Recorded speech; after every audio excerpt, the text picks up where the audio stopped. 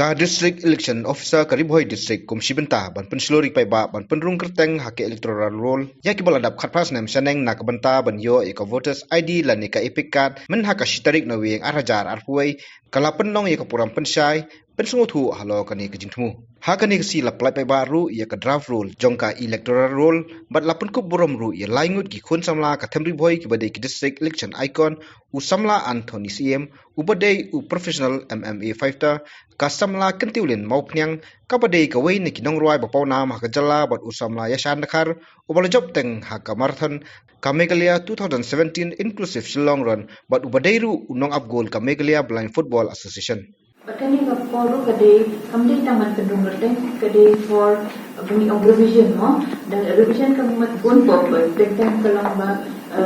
yang kita tibre tibla syongkhan ashawe ni kilami snong kin review dan kin wen gerdeng nak lang ni kita nak ashawe district dan kiwan nak we district ba syongkha mai kiwan sini so ketar badan nang tan dan ru ka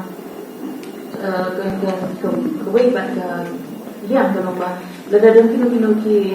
electorate ki ba lakhla mo te ni hab ban wan ki bahaya ki dengan wan chak mahani ko ban delete la ki kerteng ki jaki nanga electoral roll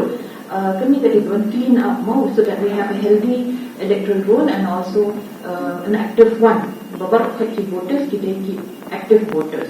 te na kadang-kadang ko akan terjadi ba ke special campaign day have